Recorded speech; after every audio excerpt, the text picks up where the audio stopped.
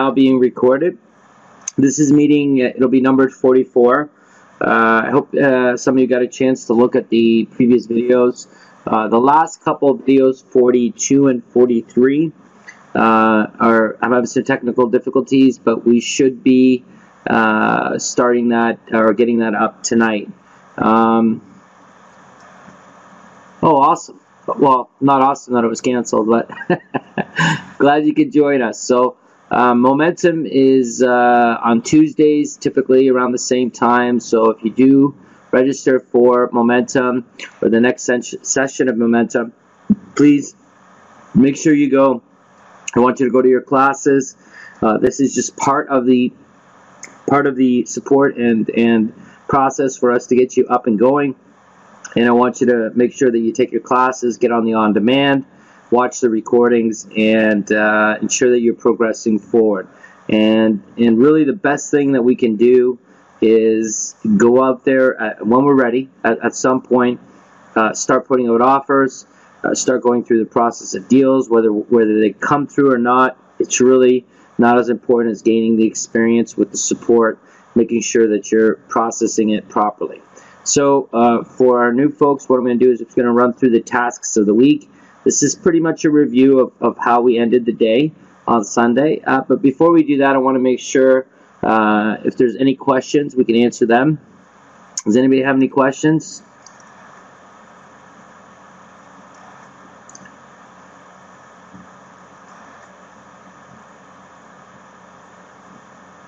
I like to start the meetings with questions. So looks like somebody's typing.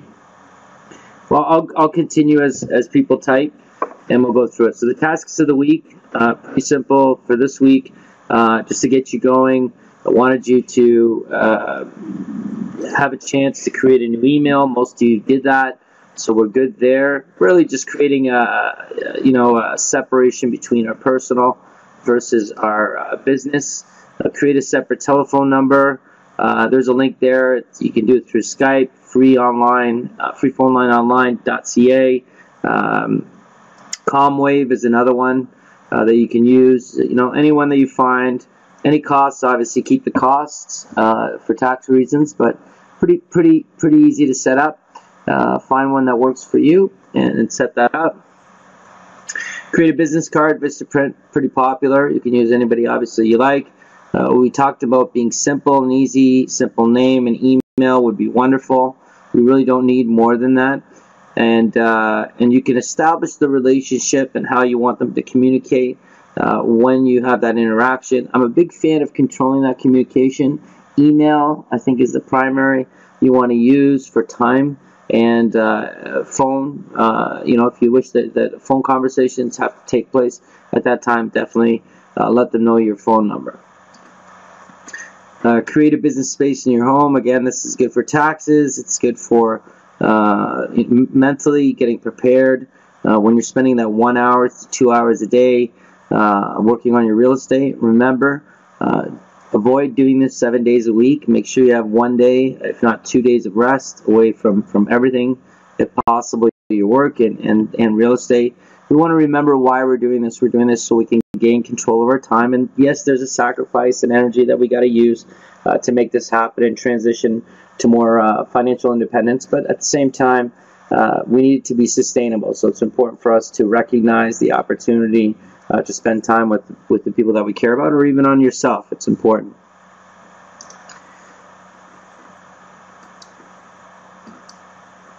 Okay, let me answer some questions.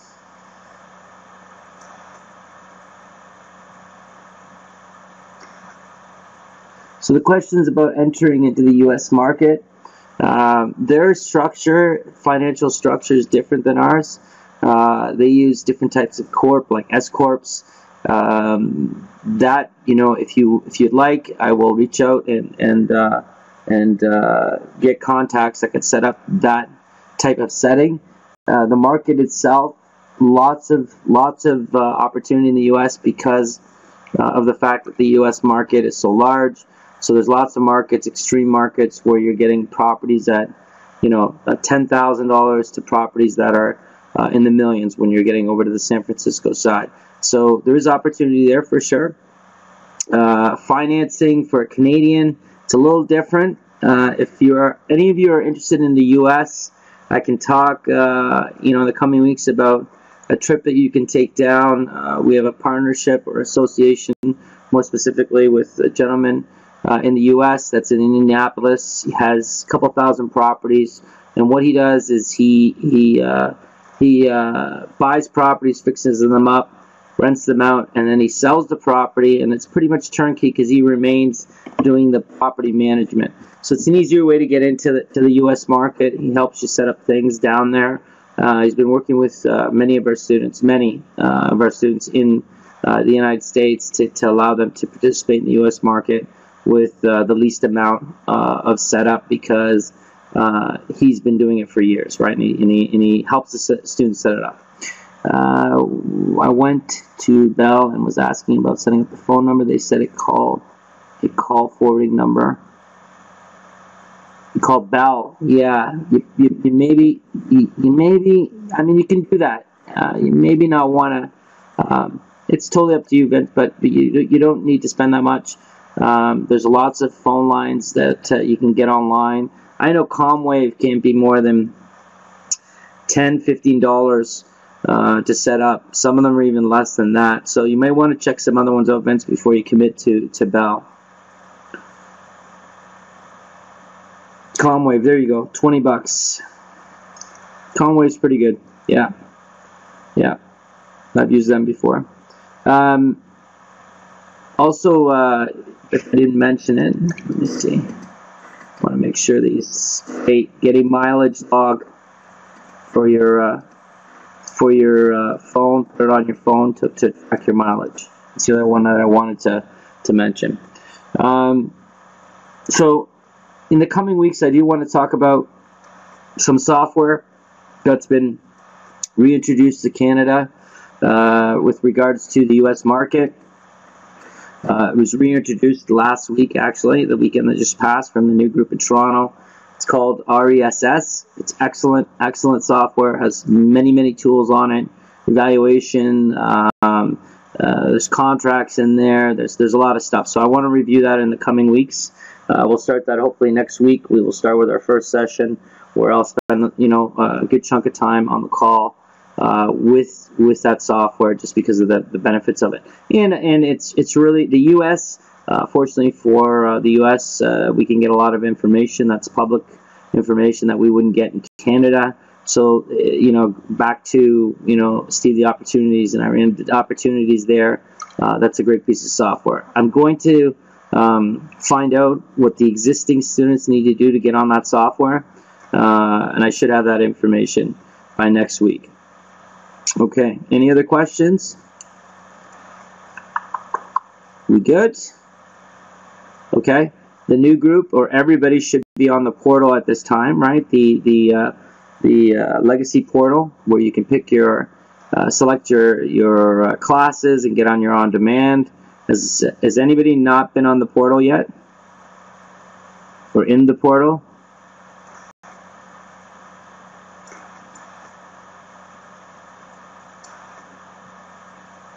You haven't been in the portal yet. Okay, so everybody should be going to that portal to log in. If you don't have a login password, which you should at this point. If some of you are brand new, you might not have it yet. You'll have it this week. By next week, everybody should be able to do that. So give me 1 second.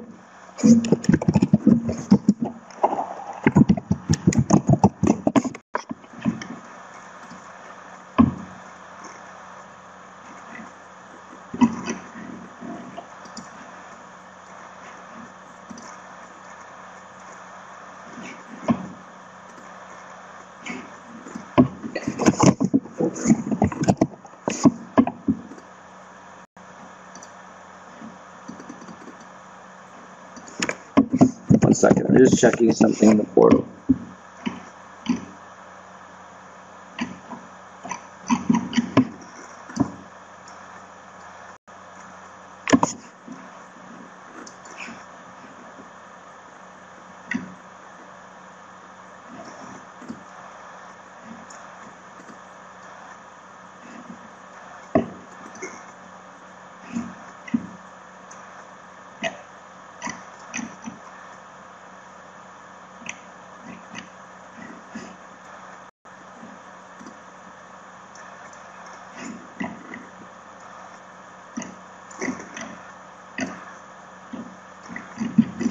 Okay, so I brought up the portal itself.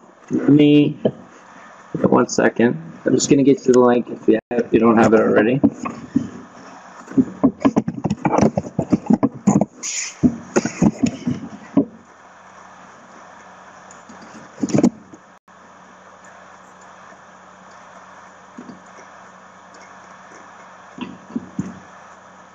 Let's see here. Apologies for the delay. I'm on my screen, by the way, if you're wondering where I went. 1 second.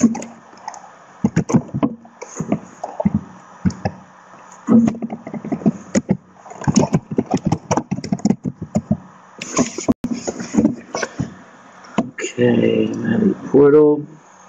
There we go.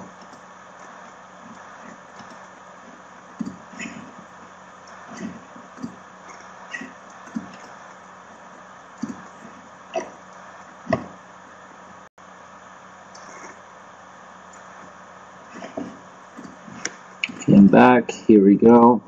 It's called My Elite Portal,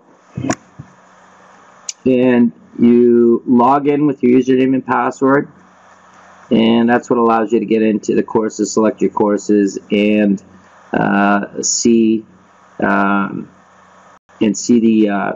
different on-demand courses. We went on my training lab, and a whole bunch of options showed up for us. Yes, it really did, Justin. Options to, yeah, you can select any course that you want. I mean, your program is your program, but you'll select the class. Once you select the class, it lets you view the on-demand, okay? The on-demand. All right, so if you don't have a username and password, you can reach out to the support team, and they will assist you with setting that up, okay? If you have any issues there, you can reach out to me. All right.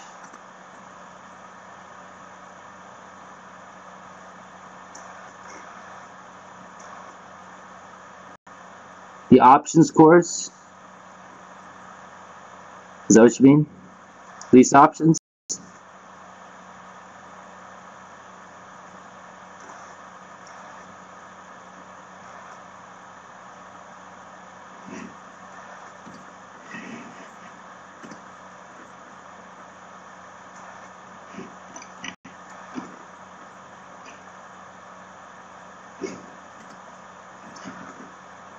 To select courses, do you see the tabs at the top, Vince? Vince, yours might not be set up because you just came on board. Yeah, the office just received your paperwork on Monday, and they'll process it. I'm sure that'll open up for you. Okay, if you have any issues, by next week I'll review it again. I'll make sure that everybody's on. Yeah, I'll make sure everybody's on. Okay.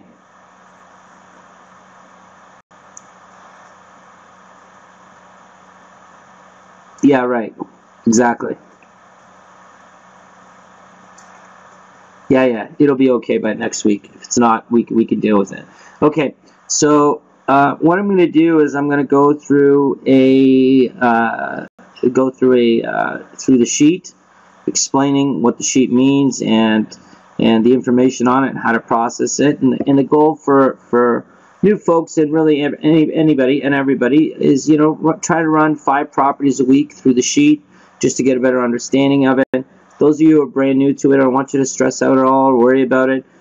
You know, just go through the sheet, and we go through it several times. We review deals often, week to week, so you'll get used to it, okay?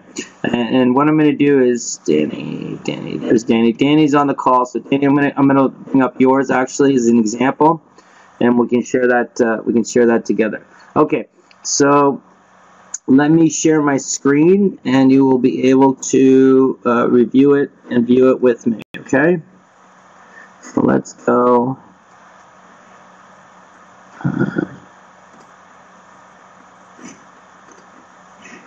Okay, let's try it again. There we go. Okay, so share my screen.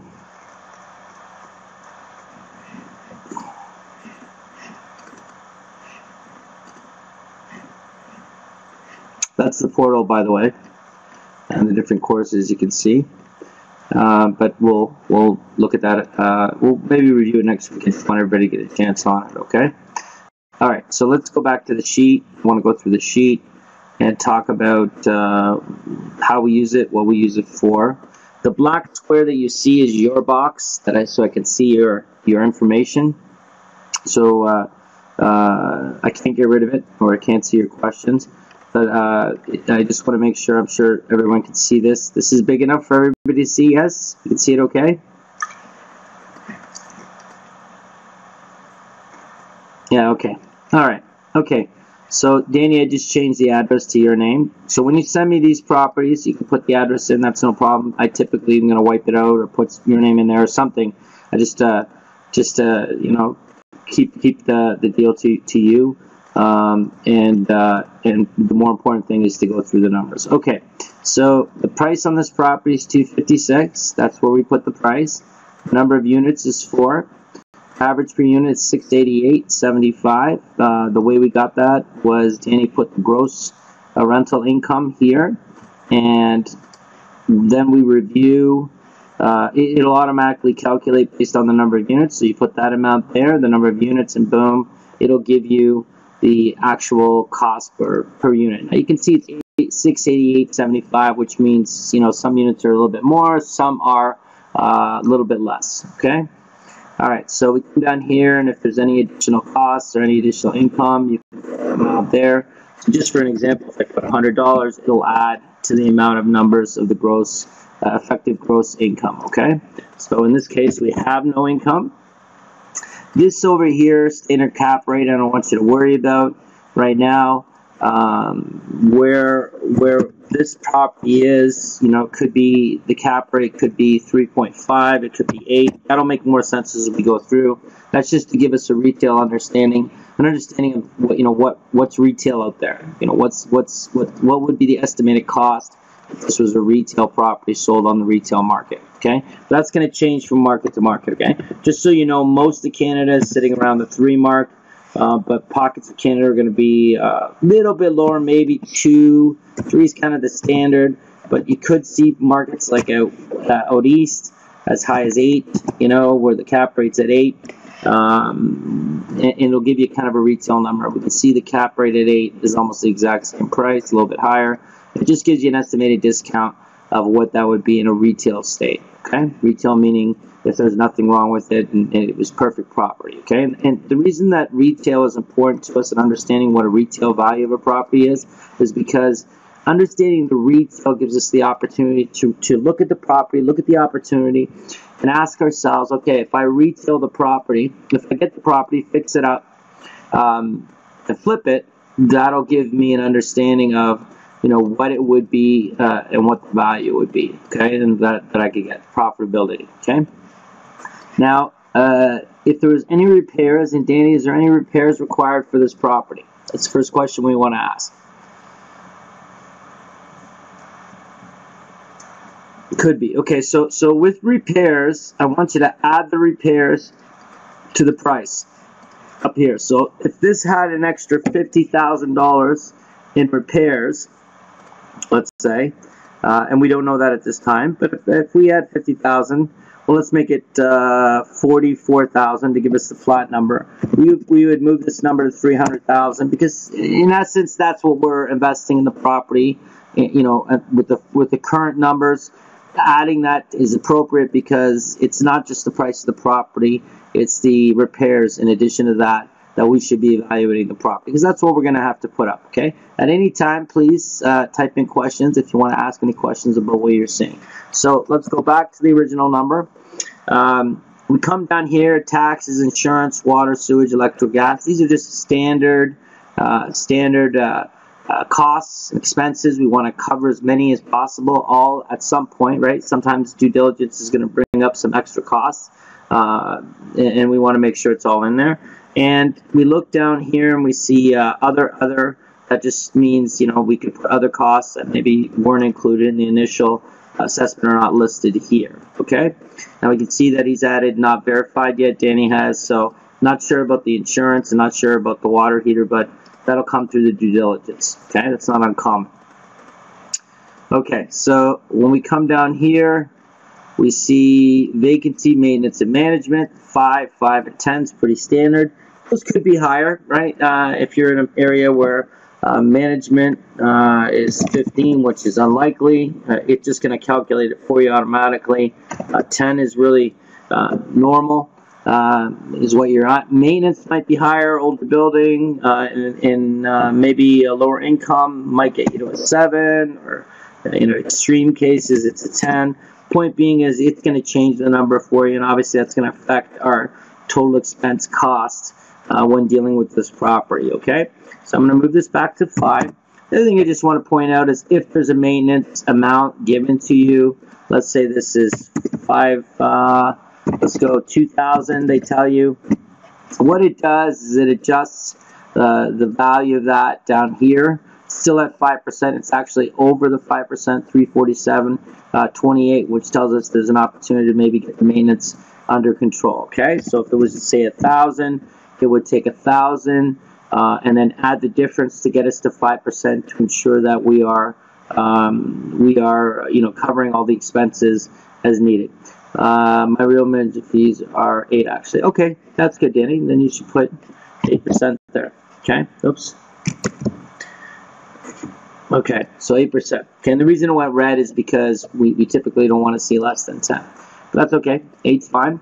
So we come down here. Net operating expense, 11,662. Net operating income, 21,397. All this is done is taking the gross income and said, okay, this is the gross rent. What happens when I take away the expenses? And it's telling us the total operating expense is 11,000. You see that up here, right? Now it's down here. That's 35% of the gross income is being used up for expenses, okay? This ratio is excellent. It's a nice and healthy. Typically, you're closer to 55-45. Give me 1 second. There we go, 55-45. But this looks pretty good. So tells me that maybe there's going to be some more expenses. Just want to verify with you, Danny, are the tenants paying the bills?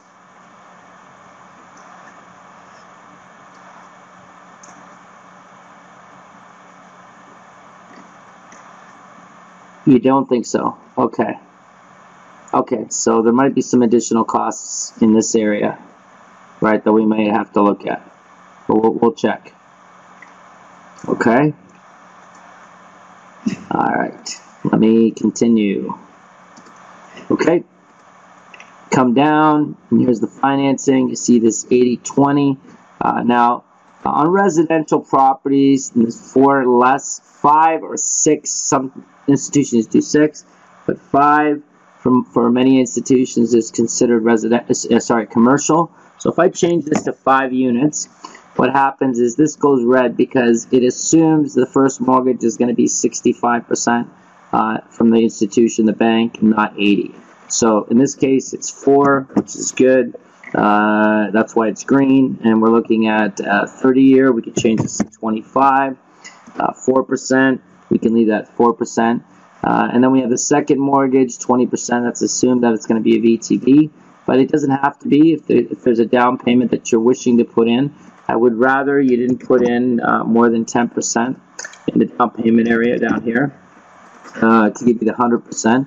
But if we put 10% as a VTB, 30 would be fine, 7% is fine. That should give us a good idea of what it's going to cost us. Okay. Hey, Hosam. One of the offers came back. This was 1649. We offered 147. They came back with 155. Good. That's good. Okay, so Albert and Annie are working on a couple real estate deals that we're working with them on, and they sent out a couple offers. Was it yesterday we did that, Albert? You did that yesterday? And we got a response this morning. Okay, good. We got a response for one. So the list was 164.9. We offered 147. They came back with 155. So immediately, great job. Immediately we got $15,000 discount almost, $10,000 discount, which is going to, that's meaningful to our numbers. And Albert, I know that we were talking about possible, some expense to repairing some things on the property, some maintenance. So that's an extra 10 grand to that. So that's excellent. Okay, so we can continue with the due diligence. So that number looks good. We can work with that number. and what we can do is if we need to go lower, we can, within that contract, we can work on that. They're pretty firm. By the text, the realtor said they were pretty firm. So at the 155, they're pretty firm. Yes?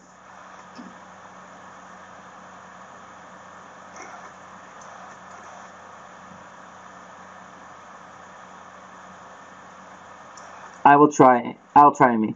I'll try for sure. Okay? All right, so, okay. Let's see. Yeah, Albert, I mean, the main thing the main thing is having those exception in. So Albert and Annie, what we can do, I wanted to go through the contract, the stipulations that we put in the contract, that you put in the contract when you sent it, just to review them. So they said yes to all the clauses. That's awesome. So why don't we go through it on the call, and then after the call is done, you can respond, okay? And that way, if you have any questions, then we can talk about it. Okay. Okay, great. Okay, Dave, just join in. How long have you all been going for? What do you mean, Dave? Like looking at those properties? Is that what you mean, Dave?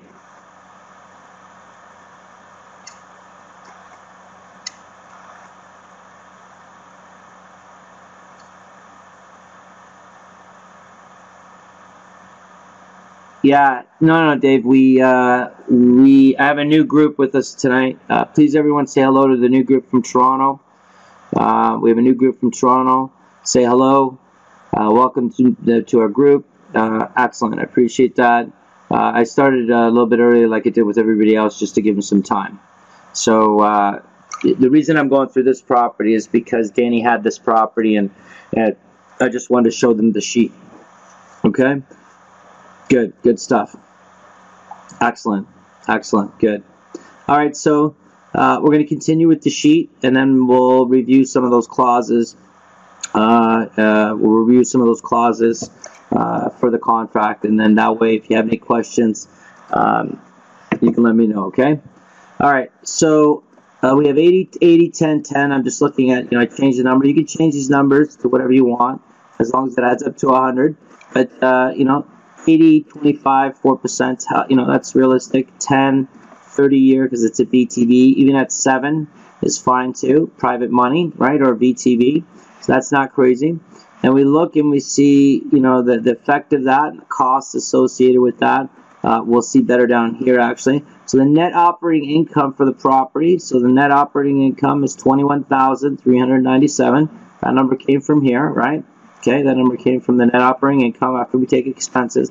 And what the coverage ratio does is it says, okay, after your expenses, you make $21,000 and change. What's it going to cost you to finance? And if we look, the financing cost is there, right? That's what it's going to cost us per year. So it says, okay, if it's going to cost you $14,950, how much can you cover? And this coverage ratio represents that. And it says, look, we can cover all the debt, right? All the debt service, plus we'll have some money left over, and that's why it's over 1. 1 would mean that we are exactly break even, which is not good for the debt service. So to give you an example of that, if we went, and I'm just trying to get the number to be exactly, just the 0, so or 1 more specifically. So if I just the private money costs us 50%. Okay, 45, 42, 37%. There, it's almost 1. 36%. Let's try that. It's at 99. So you can see that, and the reason I did that, so imagine that the second mortgage costs us 36% a year, which is not going to happen. But you can see the debt service is almost covering the exact amount of net operating income. That's why it's 99, right? A 1 debt service, a coverage ratio of 1 means that you're exactly, bringing in, net operating income, right, is exactly the cost of debt service. So we don't want it to be 1. We like to see 1.2 is what we'd like to see. So if we go back to 7, it's 1.43, which is great. We can go as high as actually 10, and it would be fine, right? Now, when we come over to the key success indicators here, We see the cash on cash return. We see the cash on cash return is 22.73, and the reason it's 22.73 is because we put in $10,000. Now, or sorry, 10%, which is 25.6. If we change this to 20 and this to 0, the coverage ratio will go up to infinite. The cash on cash will go infinite because we haven't put in any money. Now let's say we go 15 and 5. We see that the cash on cash return goes to 35. Why? Because we put less money in. Okay, and this is important. All right, the less money we have, and this is why we use debt. We need the leverage to get the better return on the investment. Okay, all right. Okay, is everybody following me? Especially our new group from Toronto. You guys okay? Anybody have any questions at this point? We're all good? Okay. If you have any questions, it's totally cool. This is where you want to do it, right here, right now, with this group. This is a safe environment. Everybody in here is of the same mindset. So Vince, yeah, that's no problem. Believe me, you know, you'll see this several times. You'll use the sheet. You'll get used to it. You will. Just ask everybody else. It took them a little bit to get used to it, but now they're all machines with the sheet and evaluating property. So it's something that it's something that you get used to. Just know that we're here to support you, and everybody in this room has gone through what you've gone through and really on top of it too. Okay. Well, I haven't thrown the lease option sheet yet. The main thing I want for everybody is to go through that lease option class, or lease the on-demand, and then we can look at evaluating lease options. I've actually introduced and shared with some of you the lease option contract. We can get into that definitely if you're in a deal. We can talk about that. But for the most part, I would like everyone, you know, to take the class, at least the on-demand, before we get into it. Okay. So if we go back to this deal at 10 and 10, we see the net operating income and debt service 1.37, which is excellent. Okay, so our cash on cash return is 22.73. We like to see 30, not the end of the world. The average profit per unit is 121, excellent. It's over the $75. The GRM, which I explained and will continue to explain over and over again, is just a quick calculation metric to give us an understanding of the profitability of profit. The lower the number, the better. We like to see a 6. A 7.4 is not the end of the world again. And I'll explain why these numbers are important and why we use them as we go through these calls. And you can review them on the previous recordings. But right now, GRM, just know it needs to be a 6. GRM stands for gross rent multiplier. It's a metric that we like to use to evaluate properties. Initially, when someone gives us the price and the gross rents, and we can calculate the GRM relatively quickly. A 6 GRM will tell us, you know, right away that the property has there's an opportunity there. Okay, current cap rate's 8.4. 8.4 is not 10. We'd like to see a 10, as you see. The reason 10 is important to us is because the cap rate, what the cap rate tells us is, you know, based on where can we find the cap rate easily for an area. Okay, so give me one more second, Amy, and let me just explain a little bit about the cap rate, and I'll answer that question. So the cap rate really is telling you this. Look, it's saying, look, the value of the property is this. After we take away all these expenses, what are we left with? Well, we're left with net operating income of $1,000. So it says, if I paid cash for this house, this property, if I paid cash, you know, and I had no mortgage, what would be my return on investment? Well, we know to calculate that, we got to take income, this is the net operating income, $21,000, divided by this number, which is the value of the property, the purchase, what I'm going to invest, right? Because in this case, I paid cash, and that's what's going to give me the cap rate, capitalization rate, okay? Right here, 8.4. That's all that means, okay? Now, the reason we don't call it, you know, ROI is because typically with a property, you're not walking up and you're paying cash for it, and nor do we want to.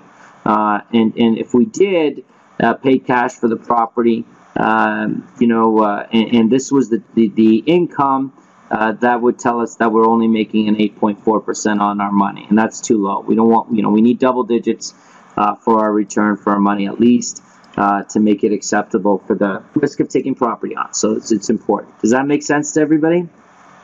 So it's just return on investment if you paid cash for a property. Okay. So Amy was asking about where can you find cap rate. Well, there's a couple ways to do it. And this is going back to this original box up here about the cap rate. So standard area cap rate can be done a few ways. One is to talk to a realtor, and a realtor can give you that standard cap rate. You can ask them, say, what's the standard cap rate in the area, and they can give you a number. So they might say the standard cap rate's around 6. Now, you're going to get realtors who don't really understand what you're asking them, right? And that's no big deal. They're not all built the same way. What you can do to get a standard cap rate is to run a series of properties, the numbers on a series of properties in an area, right? In the retail state. So some listings, go to some listings, run the properties, and based on the cap rate you get from the group of properties, that's how you can get the standard cap rate of that neighborhood. So let's say we run 5 properties in the area, and they all, some are 7, some are 8, some are 5, some are 4, some are 6. You add them all together, divide them by the number of properties that we did, and that'll get you the standard cap rate in that area, okay? And that changes and moves as the market moves itself, okay? Does that make sense, Amy?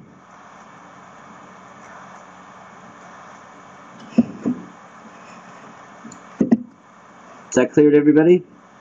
Okay, excellent. Okay, so start with the realtor's the easiest way, but they might not know the answer to that question, so don't hold it against them.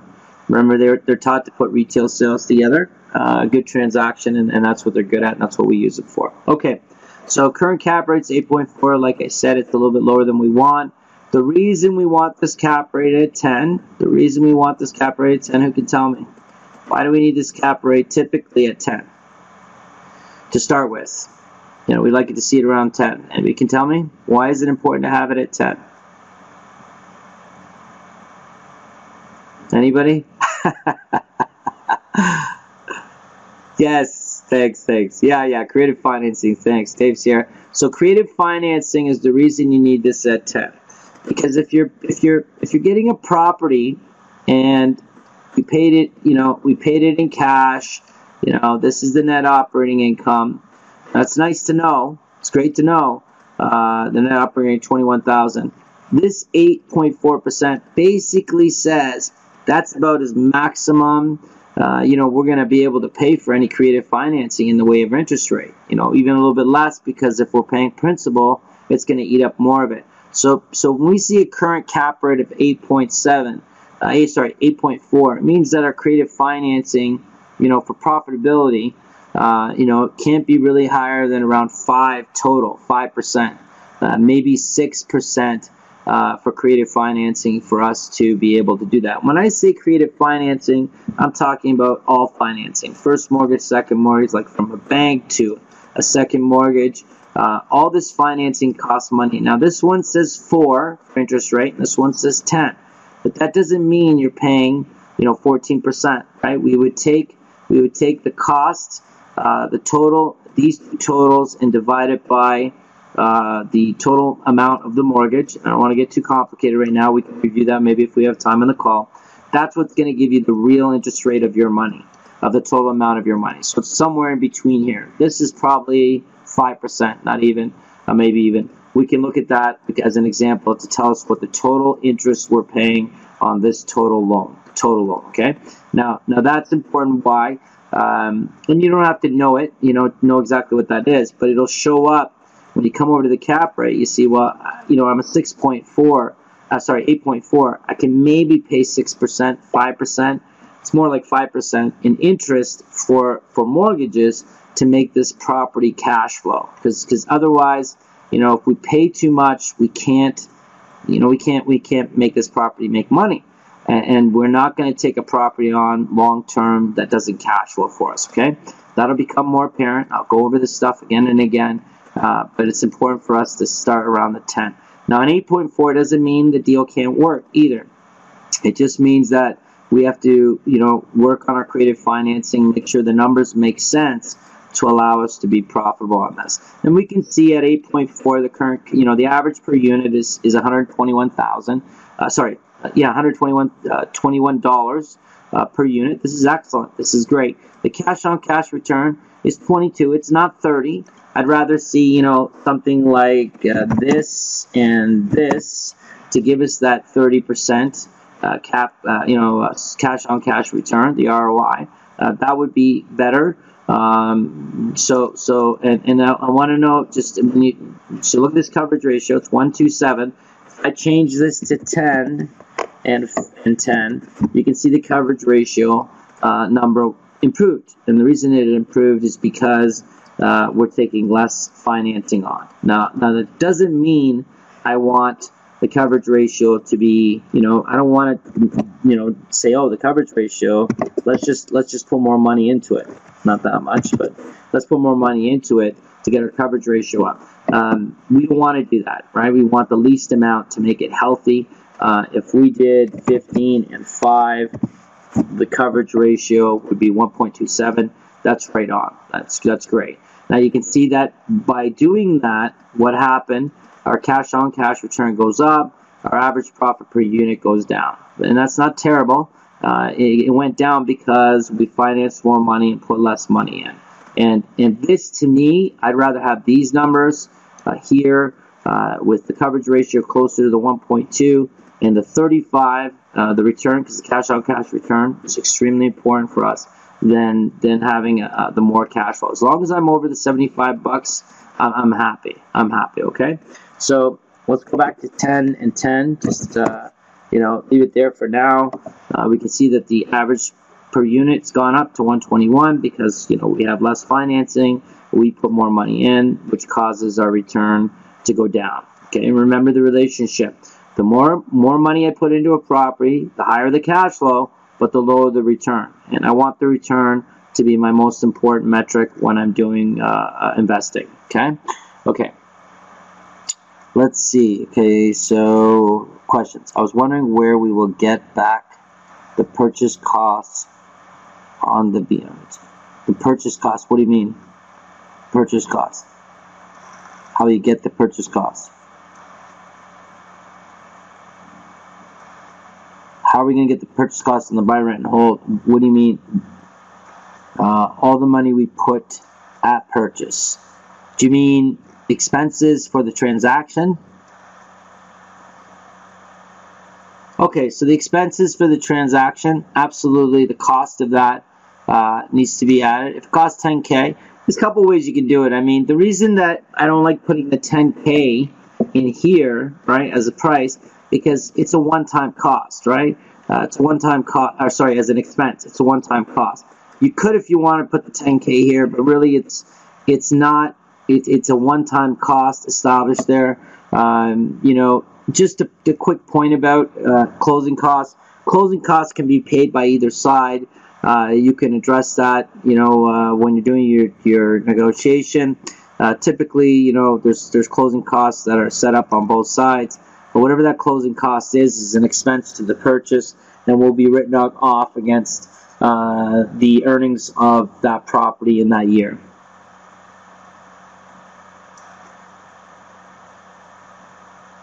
That's right.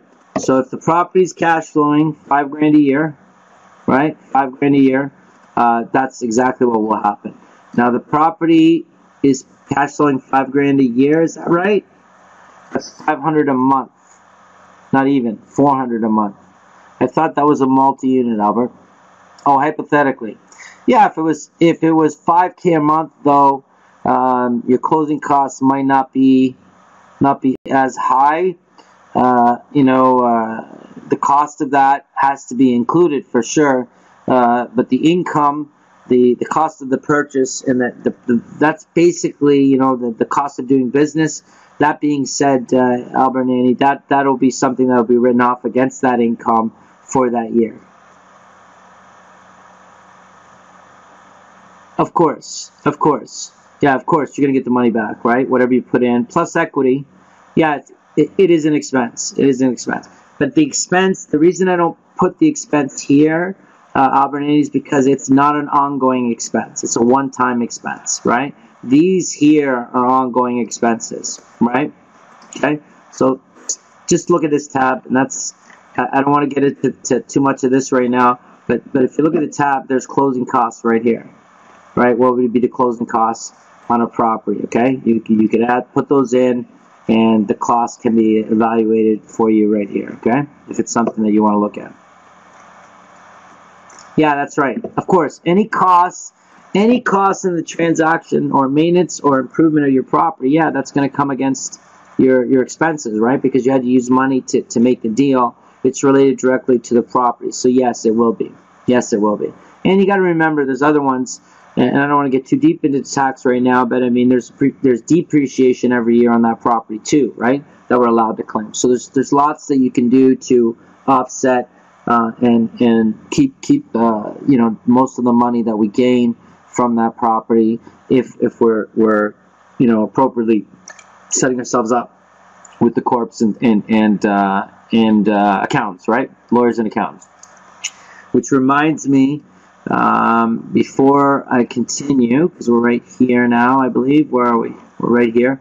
I'm going to just quickly say a couple things. Here we go. First, I want to let everybody know that RECC is now free. So if you're paying a fee for RECC, you can cancel and apply or get back to the site, and it'll be no cost to you. Okay, we've decided to do that. We just decided that recently, so I want everybody to know. Okay, so that no longer is going to cost you any money per month. Yeah, it won't cost you anything. Yeah, no problem, no problem. Me and Peter decided we wanted to do that to make sure that the students get those resources, and we'll continue to work on that and make it better. That's good news, because I'd like to reintroduce the American software, which does have a monthly cost. There is a monthly cost of American software. I think it's $39.95, but it's something that for most of you, I hope you'll see the value in it, and I think you should definitely use it. And we'll talk about that new software in the coming weeks. Okay? Yeah, hold on one second.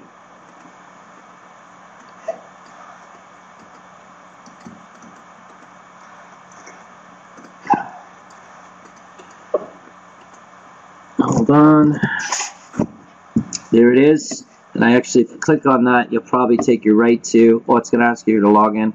It'll take you right to this site here, where you can see the different Power Team members. So a couple that I want to share right up front with anybody who doesn't have corporate lawyer information. This is, you know, this is one of the guys that teaches our class. So I'm going to put that information up there. Okay, this gentleman down here, Adnan, is my guy. He's amazing. You know, if you do decide to call him, just let him know that Sam sent me, and I'm a Rich Dad student, legacy student, so they know. Okay, that's him. Okay, if you're interested in corporate lawyers, set up the thing. Dennis is a great accountant. Here we go. So I can put the account information here. He's awesome, so you can use him, and there's other people on here that you can look at. Okay, dealing with different provinces. Okay, all right.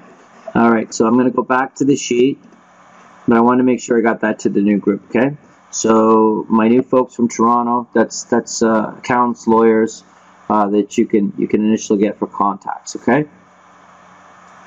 All right. So is everybody good right now? We're good. Okay. All right. Yeah, my Toronto group, yeah.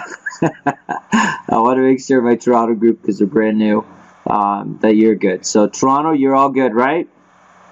Oh, no problem, Steve.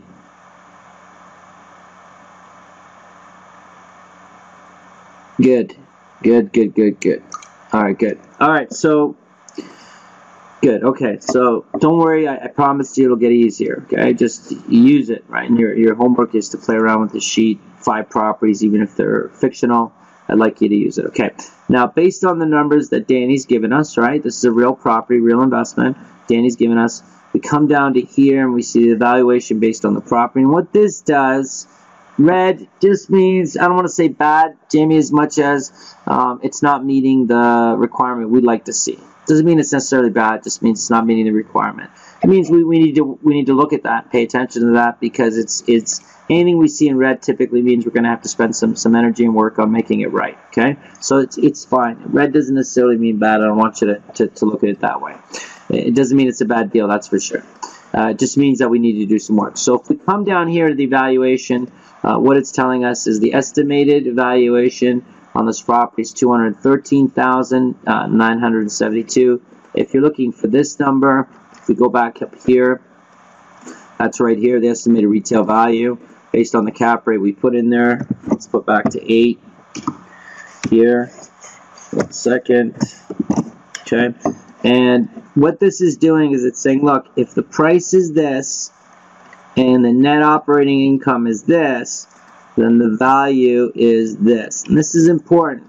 This 213,972 typically represents the maximum offer price on this property. And it doesn't have to be. We might be able to pay a little bit more if we can work with our creative financing to make it better for us. So if we come back and we look, and we had the financing set up like this, we can look at making the financing the same way down here. 10 and 10. We had 4 and 7, which is great. To get the numbers, the metrics, close to this, and see how that looks for us. And we look, and if you see that by putting, by working with the number of 213, what happens to the price? What happens to our metrics, right? And we come down here and we see, look what happens to our metrics. Well, the cash-on-cash return spikes to 46.45. The average profit per unit is 207. GRM is closer to 6 now, not quite 6 to 6, but this is the big thing, is the current cap rate's at 10. Now it's at 10, and that's where we want to see. Look at the coverage ratio, 1.87. We're almost bringing in twice the amount of money we need to cover the financing with our net operating income. So this, at 213, this is outstanding and healthy, and this is what we want to see. Okay, so if we go here to the first offer with VTB, this would be considered a cash offer, this first offer, and this would be with the VTB, which means the seller financing the property for us. Now this, this is at 85 and 95. If you wanted, we could even go 90 and 100. It really is just trying to tell us, what's going to happen to the property as we, we finance it, right? This is actually looking at, going lower than even this price at 213. So because we don't want to start with 213 if that's our maximum offer price. And again, I want to press upon you this: 213 is not necessarily the maximum price we can pay. We can pay a little bit more for this, but this is for us to recognize and establish that this price, the numbers are on this property. They're okay. They're not great. They're okay. Would we move forward on the property in this state at this price? I would tell you now, I wouldn't. It wouldn't stop me from putting an offer on this price. All right, even if I ended up with this price here and these metrics here. My concern about it is this, Danny, is that all the expenses are not included. That's a concern. We can find that out through our due diligence. No big deal, right? And we'd have to offer less than 256 to get that as a price. But if we got 256, and imagine these expenses were all the expenses, and there was no rehab, which we got to look at too. There's no fixing of the property. That is right, lower than 256. What do you mean by that, Danny?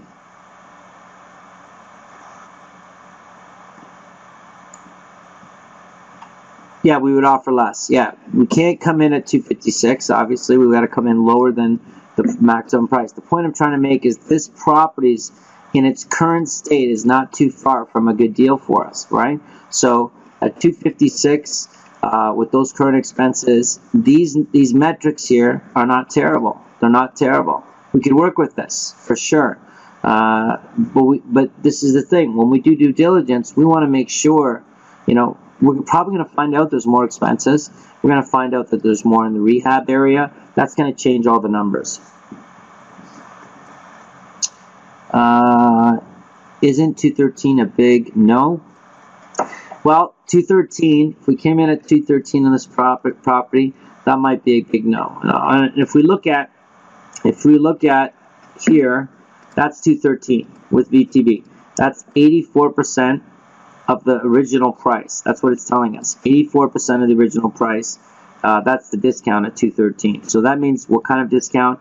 15%. It's a 15% discount. Now this is the thing. It's okay to hear the no. Now, a big no, and what they're talking about there is, Hero's talking about is big no's are typically what you don't want to hear is a big no, that, you know, the person's upset and they're angry. If you feel like a price is, you know, really low, like 84% is not super low, but it's pretty low, you know, it's good for you to say, you know what, we've ran the numbers, the numbers, you know, kind of told us that the price needs to be pretty low. I really don't want to share with you. Maybe we can look at a different arrangement. And the reason you say that is because inevitably the person's going to say, well, what price did you come up with? And you should say, yeah, it's kind of low. I don't want to upset you or offend you. And then typically they'll ask again, what's the price? At that point, you can share that price with them and test it if you feel like the price is a deep discount. Now, if it's 90% of list, that's not insane to ask for that price. That's not crazy. You know, anything in 90 and above, you don't even have to worry about. You shouldn't hear a big no there. And it depends, obviously, the bigger the value of the property, the bigger the cash, you know, change is going to be. But a 5% discount is pretty normal for people in negotiations. So once you get into 10%, which is 90% of the list price, it's not, you know, it's not unheard of to come in at that price for negotiation. 84 is a little bit lower. You know, but again, we want to remember that we're not here to you know, see if we can get a yes. We're here to see if we can acquire a property that's profitable for us. That's the most important thing. We don't want to make any mistakes. We don't want to get a property just because it needs to make sure that it makes us money. Okay. Okay, Michael. Have a safe trip. Safe flight. Yeah, somebody, so Albert's asking, Amy asking if you can ask for things after the offer, in this case a VTB. Absolutely, Albert. Absolutely. You can ask for anything after the offer. It doesn't matter. So and I'll tell you what happens lots is you get a property under contract for $256 and find out there's some repairs and other expenses that weren't included. You come back and say, look, because they haven't met the requirements, right? They haven't met the requirements based on the inspection. Say there's some repairs have to be done. You say, look, I really want this property. I want this deal to work. $256 can't be the price anymore because there's some repairs that need to be done and they cost $15,000. How would you like to handle that? Would you like to take that off the price? Would you like you to fix it? You know, so it meets the condition of the inspection. It's up to you. And typically we would want them to lean towards us taking care of it, i.e. the price drops. Okay? Yeah, Amy, you can use it for everything. She's asking if we can use that for any investment type. Yes, the metrics are the same. Typically, those single-family homes, you're going to want to lean towards a rent-to-own setup because, if you're doing a rent-to-own, a potential rent-to-own, I would want you to I would use the sheet, use the same sheet. But what you can do in the rent-to-own, obviously, is you can get rid of this, right? There's no vacancy maintenance and management to evaluate the profitability of it. Also, insurance and taxes would be there, but these kind of expenses wouldn't be there because the individual would be paying for it. Okay, they'd be paying for the property maintenance because it's a rental. Okay, so yeah, you can use it for sure, for sure. Okay. No, you don't have to pay a membership charge anymore. So, just whatever you are, wherever you are, what stage, just you can cancel and then say you want it, and it's free. Okay. Yeah. Moving forward. Okay. So let's continue now. Does that answer your question? Assume.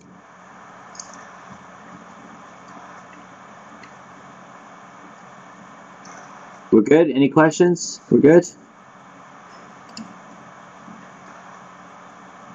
Okay. I assume we're good. There we go. Lost them, they came back. Okay. All right, let's continue. So let's go down here. There we go. Okay, let's go down here and we see that the VTB, which is seller financing, don't worry, folks, if this is new to you, this will make more sense as we go through the weeks because we review creative financing all the time. The first offer would be $192,000. The second offer would be $213,000, which is basically this price up here. With the VTB, and you see that we want, we're giving them more with the VTB. We're giving them, 10% more on the VTB, and that'll allow us to do that. Okay, so when we come over to here, and this here now evaluates VTB. So here it is, VTB. Okay, VTB interest and principal, VTB interest only. Okay. And you can see the VTB with interest and principal says, okay, look, if you can give me, our VTB seller financing of $21,000, and the $21,000 came from the second mortgage. That's where we got that number, by the way, $21,397. That's where that number came. So it says, look, if the VTB, the second mortgage, that's the one they're going to give us, is $21,397. The term is 5 years. Amortization, we'll change it to 30. Let's change the interest rate. Start with 5 and make this one 6. If we give them a 5% interest rate, the monthly will be $114. The yearly will be $1370, and there'll be a balloon payment, which means we'll have to pay the balance of $19,000. In 5 years, which we can refinance or sell the property, get that money. That's not a problem typically. So if we go over here again, this is VTB seller financing, $21,000. We'll have paid a couple thousand in principal. The rest will be interest. That's what we have left over. That's what we owe. If we go over here, we see interest only, $21,000, same amount, 5-year term, because we're doing it for 5 years. Now the amortization doesn't matter because it's interest only, right? We're actually going to offer him an extra percent on that because we'd rather him do this interest only than interest and principal. And the reason is because the monthly payment is $106 instead of $114. And the reason we like the $106 over $114 is because it's an expense, right? It's a cost, and that's going to increase our cash flow. It's going to give us more money at the end of the month, so we're willing to pay the extra 1%. Now, the yearly is going to be less, because there's no principal in there, but the income that the person is going to receive is at a higher interest rate. At the end of the term, we're going to pay the full amount, $21,397, because we haven't paid any of the principal off. Right? Started at $21,000. It was interest only that we were paying, so we owe them that amount at the end of the term. Now, if you go over here, this total wealth. A balloon payment just means that you're paying it all at once. The whole amount. Whatever's outstanding. That's all the balloon payment means. Okay? Does that make sense, Jamie? So the whole amount is being paid. Yeah, the whole amount's being paid at the end of the term. In this case, it's 5 years, right? We're doing a 5-year term. So it's saying whatever's left that I owe you, I'm going to pay it all in one payment, and we call that a balloon payment. Okay? So whatever's left in the mortgage. Okay, total wealth accumulation. What this does is if somebody says, you say to somebody, look, I'm going to give you, you're going to give me a vendor take back, seller financing, and I just want to let you know, but because we're doing the seller financing, you're going to get a little more than what we originally agreed upon, right? Which was the VTB with 213. If we look here, we see that the person is getting what? They're getting 219 VTB in interest and principal. They're getting 219 versus the list price. It's a drop of 36, which is below list price of 14.4. So it's not as deep as a cut as originally over here, which was 75 and 84, right? That's 84 actually, because this is with the VTB percent, like a drop in the price. When they do interest only, they make a little bit more, 320. You got to remember, originally we're working with 213. So imagine that 213 was the agreed price with the VTB. That's going to actually give them more money. So we can say to them, look, instead of you getting 213, I can get you closer to 1 second. I can get you closer to the list price. 220 is what I can get you if you do interest only. That way it's only a discount of 13.9%. And this is something that we would include in the explanation of that offer or options when we're talking about VTB with the seller. Okay? Any questions?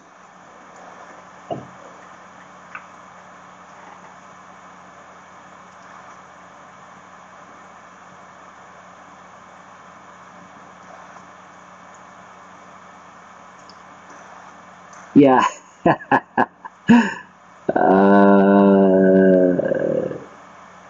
How do you use this offer more than 213? What do you mean? How do you use this offer more than 213? Well, yeah, I agree with Wayne. We can do that VTB calculator. So this number more than 213. This here. Is that what you mean, Danny? Okay.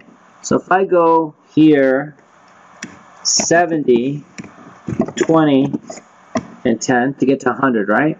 To get to 100. If you come down here,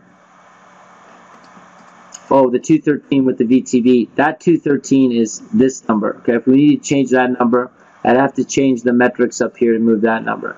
The second mortgage amount, the 42,000, that's what's going to show up in the VTB portion of it. You see that? So if we got a bigger VTB with them, which we can look at that. Let's say that the bank says, I'll give you 80, and the guy says, I'll give you the rest, 20. And, you know, no down payment. Numbers look outstanding. Excellent. Infinite return, cap rate there, 171. Love it. What it's going to do is it's automatically going to assume the second mortgage is that VTB at $42,794. So this first offer and with VTB offer is the whole amount, right? With the VTB, now that new number is going to show up here, right? Because we're going to assume that they're going to finance it for it. What you start to see is because he's financing more money, he's actually going to get, look at this, 224 and 226. Interest only versus interest in principal. He's actually going to make more money by taking a bigger chunk of the VTB versus, so everybody look at that, 224 and 226, right? Everybody see that?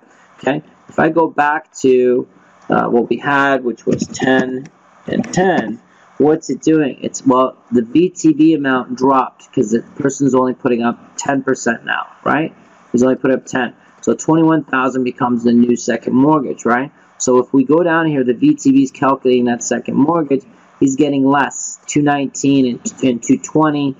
So the low list is a little bit higher discount because he's not taking as big of a VTB. So it's in the seller's interest to actually take more of a VTB than less. That's 0 than less if they want us to get us closer to the price. Now remember, 213 was the price we came in with. They're going to finance all of it, the remaining 20%, and because of that, if we come down here, the total wealth accumulation now is 224, even 226 with interest only. That's, if you look here, this one, like this interest only, that's only an 11.4% drop from the original price, right? The original price was $256. It's $30,000 less. It's about 11.4, so it's just over that 10% mark. This is a pretty healthy deal at this point here, and the reason is, believe it or not, is because the guy gave us bigger VTB and allowed us to pay him more money. Does everybody understand that? I know I did that fast. We can do that again. Have 235 instead of 213, for example, to get closer to their 256 with the VTB. Okay, so with that, I would, we could use these metrics, because if you're closer to the, you want to get closer to the 256.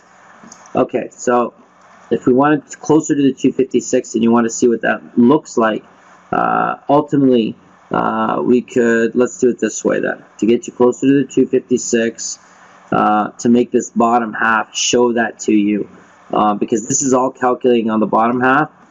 You know what I could do is I could modify this sheet to do that. Right now, the best advice I can give you, Danny, is, you know, is what you can do is change this number up here to give you a higher number down here to work with. But that being said, we have to get rid of the expenses. Let me give you an example. So if I got rid of that here, if I get rid of this and this and this, right? Because I'm bringing in $27,000 in net operating income, because these expenses are non-existent, right? So let's go like this. I'm just trying to prove a point, folks. This is not what I want you to do, okay? Let's say there's no expenses. The net operating income is $33,000. What that's going to do, look what the price, it jumped to $330,000, right? So that's more than we were talking about, so $256. So let's add, make this 5, and make this 5 again, and 10 again. 26, we can even go higher. Let's make this 10. Don't worry if you don't understand what I'm doing. But what I'm trying to do is create expenses to change the net operating income, which is going to change the cap rate. So this is a good example of this price. So let's say these are expenses. This is the net operating income of $24,000. Okay. Now if we come down here, we see now that the estimated. So let's pretend I came into the property at $247 is the price I'm paying the guy now, right? We originally wanted $256. $256 the price. We calculated $247. You know, let's see what the VTB does. Well, watch what happens. If we're paying $247 and we VTB the full 20%, you know, the 20% of the mortgage, what's going to happen? Well, we come down here and look at this. We're actually paying him more above list. We're paying him more than he's asking for because of the creative financing. Does everybody see that? Does everybody understand that? Did I lose anybody there? I might have. That's okay. When this price here, this price we're coming in with, right, is closer to the original price with creative financing, we can actually get the person more than their actual list price. And that's what you were talking about, right, Danny? That's what you meant by that, right? Yeah. So if this, yeah, and you know what we might do? I might change or modify or add this to the sheet, and I might give you an updated version of the sheet to allow us to do that without changing these numbers up here. Okay, but you got to remember that the reason these numbers are here is to protect you, right? You know, if you want to get closer to the price, the list price, the easiest way, let's take these back. So I'm going to just undo this stuff, put those expenses back. Okay, so let's do this. I'll show you another way, okay? So 10 and 10, right? Here's another way. So the numbers are all back, folks, right? We put all the numbers back, right? So the expenses are the expenses. It's still saying 213. Can anybody tell me how I can get closer to his list price? Because here, I'm still at a discount of 36 and 35. Anybody tell me how I can get closer to his list price in its current state without changing any of the expenses? Anybody want to guess?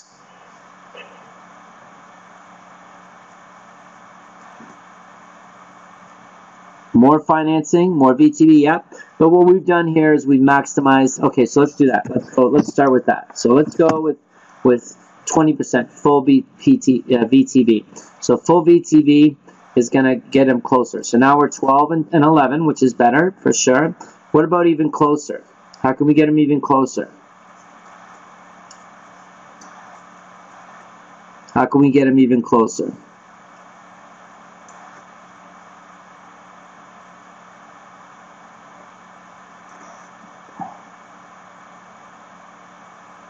Anybody?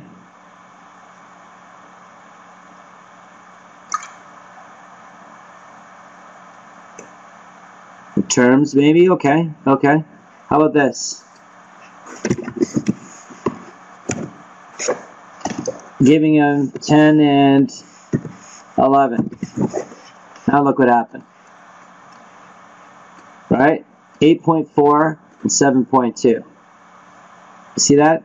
8.4 and 7.2. What do? We give more interest. Yeah, Faith got it. We give more interest. Yeah.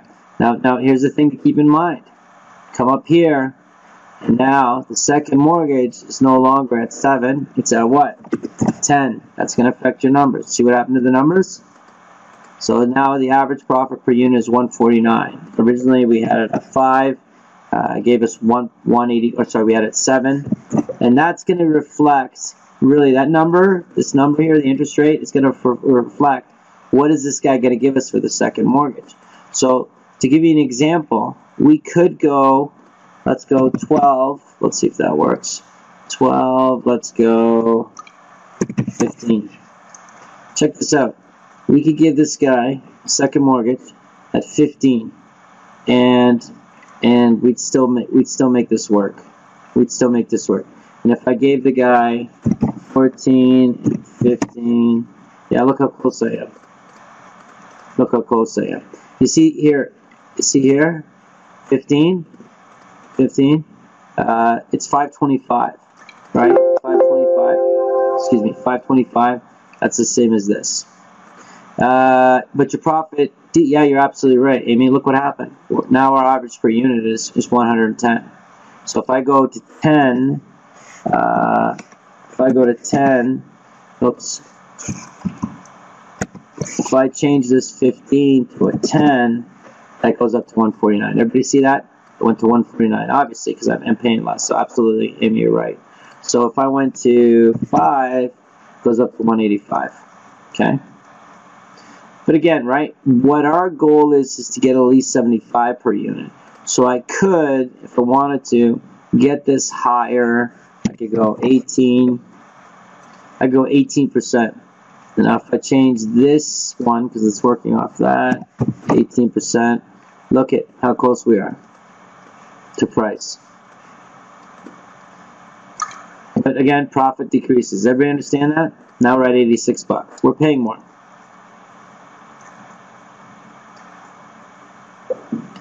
That's good. That's good. That's good. You can explain it to the agent, or the agent can explain it.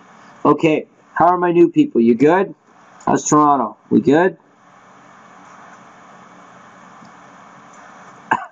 Charlie, you still there? Okay, good. Good. Toronto. Just want to hear from my Toronto peeps. There we go. Yeah, good. All right. Okay, so those are the metrics. Have fun with them, play around with them. We'll go through them again. I think that, you know, with this property, Danny, any word on what the realtor can do for the price? Is that, how firm is that 256? That's okay. We're going to go through this stuff again and again. Trust me. You'll pick it up. Everybody went through this it's kind of challenging in the beginning because it's a lot of information. But this is what I want you to know. This is the stuff that the average person does not do, and that's why they lose money on real estate. We don't do that. We don't do that. We don't want to get into a real estate deal unless we know what the metrics are and what we do again. Okay. So Danny, for this, any word on the 256? How firm is that?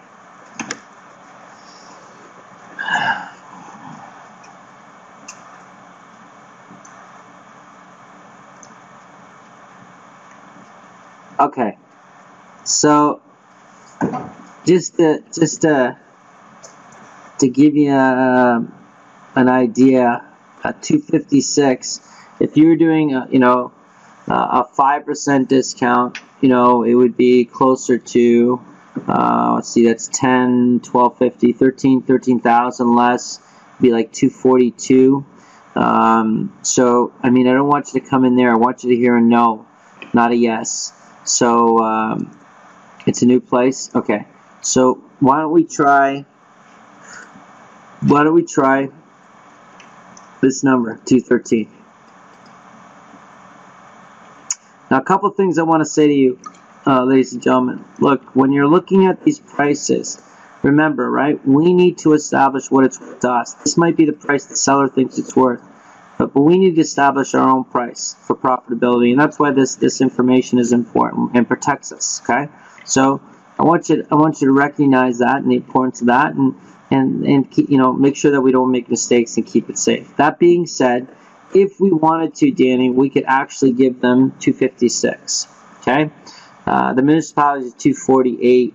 Okay, so if the municipal is 240,800, which is typically the municipal assessment, the tax assessment is typically lower. That's not far cry, as far a cry from the 213. But you know, you can go 213, and the other thing is, ladies and gentlemen, you see this says 213,927. It's not an even number. We don't want it to be an even number. And you can Danny, you can tell the realtor, you know, 213 is what I came up with. You know, I don't want to upset the seller or anything, but 213 based on my numbers and the income statement is 213. And the realtor, the listing realtor, will tell you if you're insane or not, which typically they're going to say, and see if you can get some additional information on where the seller will go. And Danny, they might come back and say, look, I've talked to the seller. There's no way they're going to go less than 235. And you might find out the number is 235 now, right? Just through that conversation. If the realtor is telling you 213 is ridiculous and they'll never go for it, take heed to that and ask them what's the maximum, and let them know, you know, I'm trying to work with you. I want this to work. I don't want anybody to get upset. That being said, the current list price, the only way I can get close to that current list price is through some creative financing. If they're open to creative financing, I can definitely make something work, I think. It's just a question of you letting me know that they're open to that, some creative financing. And that's really where this number comes in. The other option is this. You can actually offer 256. And 256 can be the offer. And the reason we can come in with 256 is once it's under contract, when we go through our due diligence, we can work the price down to this, right? Down to the 213, right? And the reason we can do that is because we got about 8 minutes left. I want to do this. We can go to where did it go? There. We can go through these conditions. Now, these conditions were used by Albert and Danny for the property that we're talking about with them, and these are good conditions, right? These conditions are the ones we like to use, and I'm going to go through them with you, and with the last few minutes that we have, and point some things out. If we went at 256, this is Schedule A, which, by the way, it goes on the goes in the contract, the purchase offer contract, attached to it, and you can see that the terms and conditions of the attached Schedule A shall prevail in the event of a conflict with terms and conditions of this agreement of the purchase of sale. So it's basically saying, look, if there's a conflict between what's in the agreement of purchase of sale and this Schedule A, guess what? Schedule A wins. Okay? Schedule A wins. Okay? So this offer shall be conditional on the buyer obtaining at his own expense satisfactory financing for him or her said property on or before April 13, 2008, failing which this offer shall become null and void. And of course, the deposit must be refundable. This is very important. Okay, so just this clause here, the conditions were toned down with my buyer and realtor. These conditions, Albert?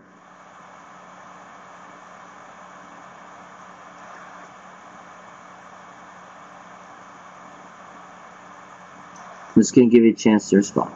I had more, but was willing to remove some of them. Oh, I see what you're saying. Also, to everybody, I'll let them know, Albert. So these conditions here are the result of the original. Albert and Annie sent a lot more conditions, and the language was more leaning to us, the buyer, and through discussion with his realtor and working with his realtor, the realtor and them came up with these, and they're still great clauses. And I love the fact that you know, you came in with a bunch of clauses, they took some away, and you know, it ended up with this, which is fine. And you expect some of those clauses to be taken away from you. The main thing, we want one ironclad exit at least. A few of them are pretty standard for us, so it's important for us to understand those clauses and make sure that a lawyer reviews these things before we send them out. At least in the first initial ones, just so you know you're covered. Okay. This offer is conditional upon the buyer being satisfied with the view statements of income, expenses to the seller's agreement on or before, and it's got some dates in there available, including rent receipts for each apartment, providing tenants and paying monthly, tax, insurance, hydro. Now you see this? This is basically saying, look, the expenses. I have to be happy with the expenses, okay? Now imagine, Danny, we went at 256. and after you got all the expenses and information, you weren't happy with the numbers, because this is what it says: the condition is upon the buyer being satisfied with the statements of income and expenses. So if we're not happy with that, does that mean we can get out? Well, yes, right? We're not happy. These numbers are not, what you originally told me that it was. The buyer has the right to say, look, after I've added all these expenses, it does not make sense for me to purchase unless what? Unless we do what, Danny?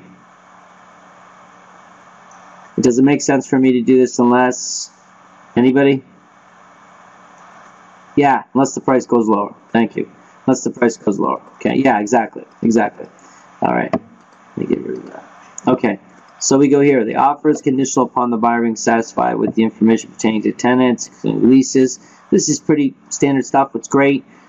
Basically just saying, look, you gotta prove to me that the tenants are there, the leases are there, the income that we're verifying the income, the gross income from the rents. The seller represents all warranties and current leases and rents are lawful under the provision. Basically that they're running a legal operation for those leases and anything associated with them. The buyer shall have the right at any time prior to closing to sign it. This is important. This is our assignment clause. This allows us to assign it to a corporation, to a partner, or even assign it in a wholesale deal. So very important. This is the assignment clause. Okay.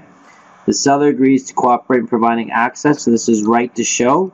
Basically, we have the right to show the property to other potential investors, partners, even assignment. If we're assigning the deal, this would allow us, the end user, the end investor, to be able to see the property.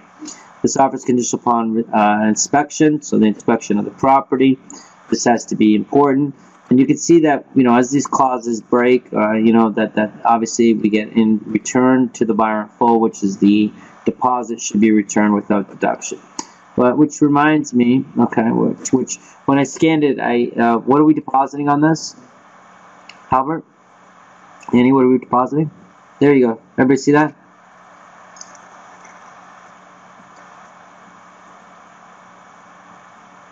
So, just want to double check. Units and all conditions are waived. Okay, 0. To all units and conditions are waived, there's a 0 deposit on this.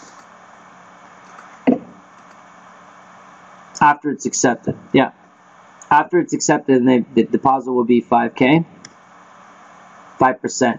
After you've waived the conditions, yes? Yes, okay. Everybody see that? Is that okay that they're asking for 5% after the conditions are waived? Is that okay? Why? Why is it okay? Because we're buying, absolutely. We're okay to put the 5% down. We've already decided we're buying. If we've met all the conditions, we're ready to buy. So 5%, no problem. We can do that, no problem. Right? Okay. This offer is conditional upon the buyer arranging at his own expense satisfactory insurance. This is the, you have to have, if you're doing financing, you have to have a property that's insurable or no one's going to finance it for you. Now, if you were dealing with a property that was basically uninsurable, this is like a property that's in terrible condition and it needs to be a complete rehab, you don't need the insurance because you're probably going to pay cash for it because it's in just an ill state and needs to be fixed up. So that's not as big a deal because we're not taking the financing on or the insurance on. We're paying cash or through an investor or OPM.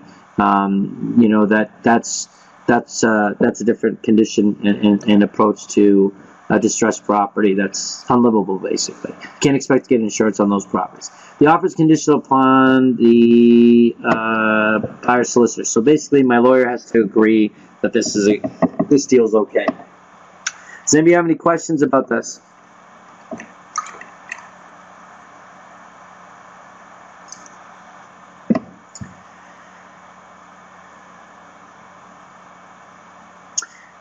So Albert and Annie are saying that originally we had in this condition, the offer is conditional approval of the buyer, solicitor, and partner.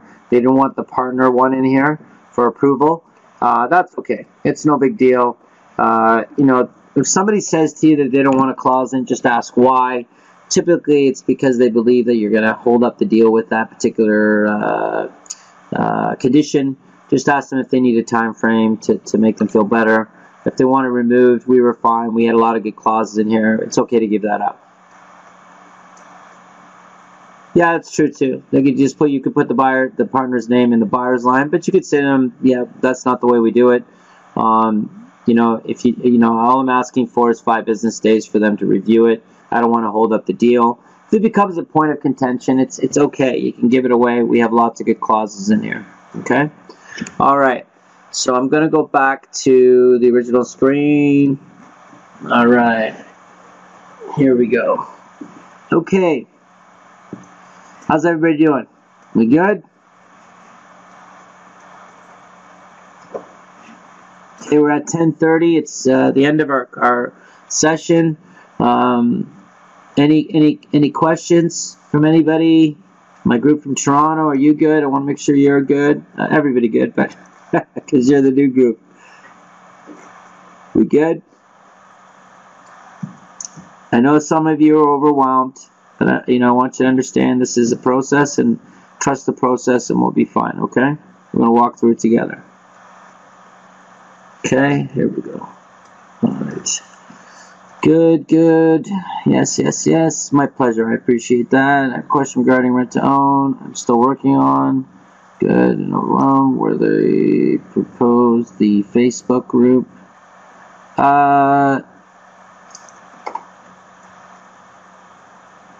You just send an email, Timothy, to Peter Masihi. Peter Masihi. So you want to cancel. Yeah, excellent. No problem. No questions yet. I trust you. I appreciate that. Okay. So, Sierra, what's your question for rent to own? And I know that, Amy, you were looking at your deal. I'll have to review the email you sent me with that. And if you want, we can review it on the next one. I'll make sure it gets done, okay?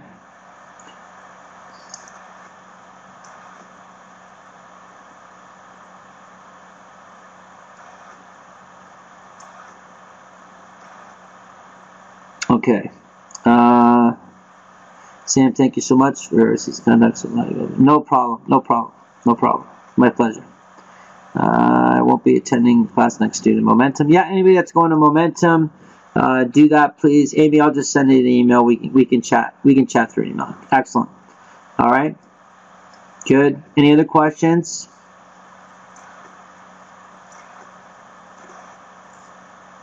Sierra, the rent to own, what was the question? If I can answer it quickly here, we'll do it here. If not, we'll do it back and forth through email. Call if we need to. So Jamie, the easiest thing you can do, Jamie's going away on a trip and he wants to claim it as a business trip.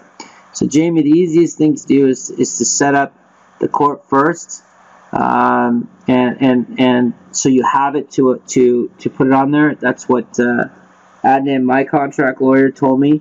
But the best thing to do, Jamie, you got an account right now?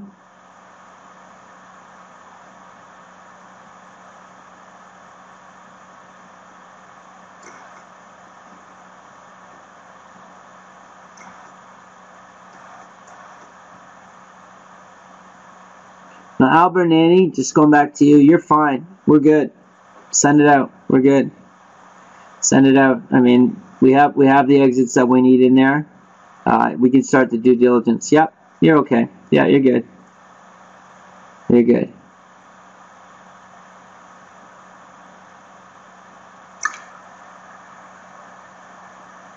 Okay. Yeah. And Albert, I mean, if you want, you can hold off. You don't have to respond. You know, why don't we do this, Albert? Don't send it back yet. Let's have another conversation tomorrow, okay? And that way we can review both of them, and then you can send them out, okay? I know you're a little nervous, and that's okay. So let's not send it out just yet, okay? We'll wait till tomorrow. Give it a day. We good, Albert? Annie, we're good? We're going to wait?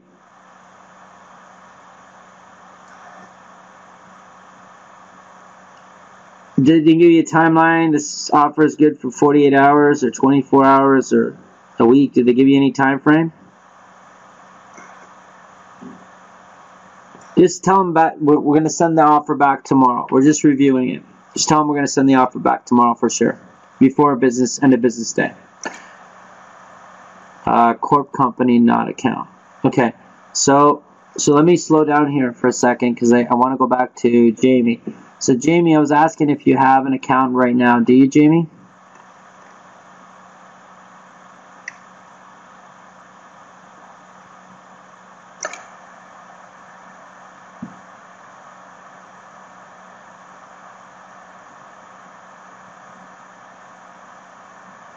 Not yet. We have a call set up with one tomorrow. Excellent, Jamie. That's awesome. So why don't you review that with them, Jamie, tomorrow? Because I'm not a big fan of giving out that stuff because I'm not an accountant or lawyer, obviously. But they'll probably say this similar to what I said. If they don't, I'd rather that you got that from a professional either way. So Jamie, if you have any issues or challenges or additional questions that I can help out with, please let me know. Okay.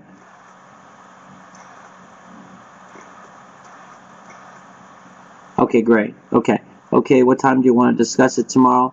Albert, let's do it. We're going to do it in the evening because I got some things going on tomorrow during the day. So text me somewhere during the day and late afternoon, and we'll set up a time. So, okay, just wait. We are buying ours. I'm looking to put an offer on a rental. Okay. Okay, good. Yeah, that's good, Albert. Okay, so let's slow down here a second. Hold on. Let's go back for a second. Okay.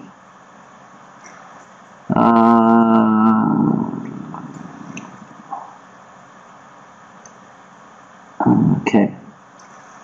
Amy, corp company account. When should I tell them? We dealt with that. No, not yet. Okay, good. Jamie's good. When we were buying a house for rent to own, how much under the market do you like to buy? So Timothy's asking, this is a good question. For rent to owns, Timothy, typically you don't need a deep discount because the amount, the profitability is going to be in the contract, that we're increasing every year. So you don't need to go deep discount, Timothy, with that because the property's in a retail state, right? I assume the property's in a retail state because you're having someone live there. And you want to make sure that the property is, obviously the maintenance of the property they're going to take care of. So we got to make sure that property is in good condition because they're taking the responsibility of the maintenance, and that needs to be checked and approved by them that the property is in that state where they want to take that responsibility on. Okay.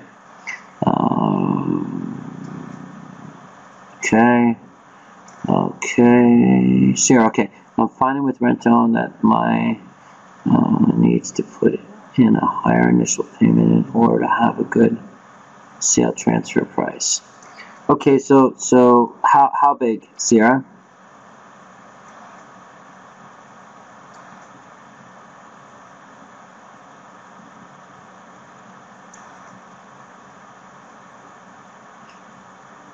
What do you mean by that, Timothy? So how long? So we aren't overpaying for if we're good. Oh, the property? Not overpaying the property? Is that what you mean, Timothy? The price? Oh, so your realtor, you're still going to, come in and negotiate the price and stuff. Timothy, realtors are real good at putting a property at retail, but that doesn't mean we can't come in and negotiate a deeper price. I'm just letting you know we don't need a deep discount for that. So you're still gonna pay, we're gonna pay the least amount we could pay to make the deal work. It's just we don't have to get a deep discount to make it work because of the contract. So Timothy, you want to work with your realtor or the realtor that's, because the realtor maybe they gave you the leader or whatever. You want to make sure obviously we're not overpaying. You could run the numbers. Obviously you want to run the numbers on every property and see the profitability of that based on that price. Because at the end of the day, Timothy, based on that price and the cost of carrying that property, that has to be transferred over basically to the rent-to-own person, the tenant buyer. So they need to be able to make it work. I'd rather you get the tenant buyer first, Timothy, really, before the property. That would be the best thing to do. Okay. Approved max 360K if he puts 20% down for down payment. He only wants to put up 5K for his initial deposit, and I have it for a 4-year term at 2% appreciation.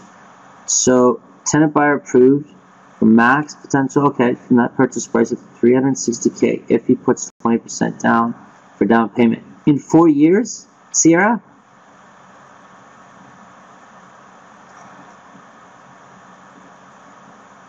Sierra, is that 4 years from now? They'll have to put 20% down? That doesn't make any sense. At least initially, based on what I'm hearing.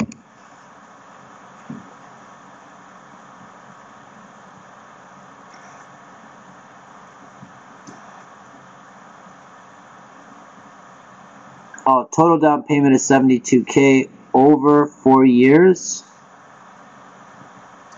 So he wants to put in $5K for his initial deposit. That's going to be a problem probably, Sierra. He needs to put at least 3%. You know, he's got to give us at least 3%. You know, 3%. I mean, he's got to be closer to, you know, 12 grand, 11, 12 grand to make this work. Because Sierra, if we don't get that non-refundable, yeah, you could do that. You know, if your mentor's helping you with that, Sierra, I want you to follow your mentor, because what they're doing is they're going to work a creative way to get the rest of the money over the 4 years. Is that what you guys are doing? You can't make it work for the price. What can you make work for the price?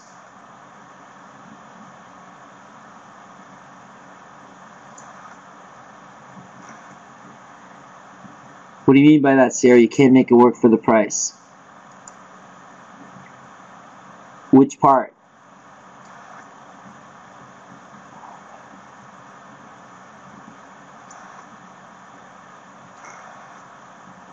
He still there? Okay. His initial deposit is too small for purchase price. So Sierra, if your mentor's helping you work some creative way to get the money, then the deposit for the purchase price, obviously there just needs to be some creative financing there, because you know you're not going to put up the $72K. A partner might work.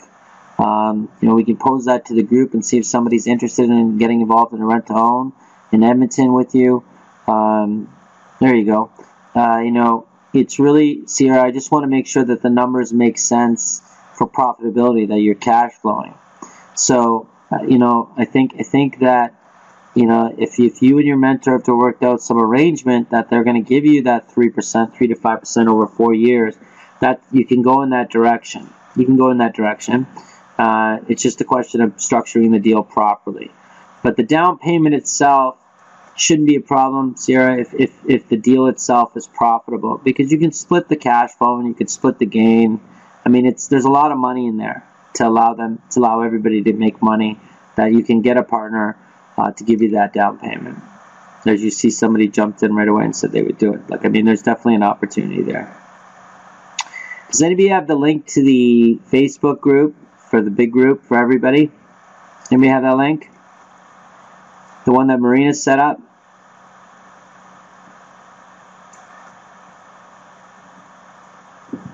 Anybody have that?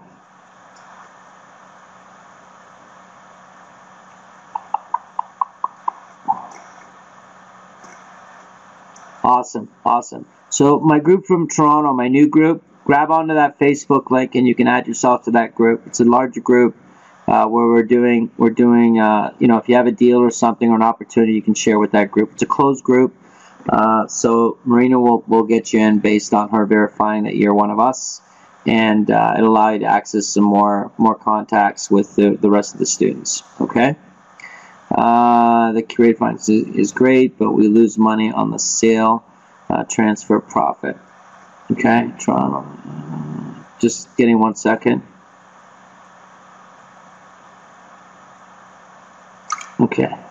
Okay. So Sierra, let's do this. Let's have a conversation tomorrow. Okay. Let's just have a conversation tomorrow about it. Last question. We need to have going to Vancouver so we could use a flight ticket as a company expense. So here, do you have Harold? Do you have an account right now you're working with? Yeah, Sierra, do that. No. Okay. So I want you to talk to maybe even the contact that I gave you for the accountant to ask that question to make sure that you're covered and taken care of. Easiest thing always to do, folks, is to open up a corporation, because once the corporation's open, you're just assigning it directly to the corporation. But I want you to get that advice from an accountant. Okay. All right, folks, we're going to wrap up. We ran a little bit longer, 15 minutes more. I want to thank everybody for coming out tonight, and I'll see you all next Tuesday. Those of you who are going to the Momentum, go please, and you can review it later, and we'll obviously be there when you come back. Okay. Anybody who needs anything, you know how to reach me. We'll talk tomorrow, Albert and Sierra. And I wanna wish everybody good hunting this week for properties. New group, Toronto group, please run 5 properties through the sheet. And it's okay if it doesn't make sense. We're gonna go over it again and again in the coming weeks. Okay. Everybody have a great rest of the week, and be safe, and make sure we do all the things we need to do to make sure that we get good deals and we don't put ourselves in a bad position. And the way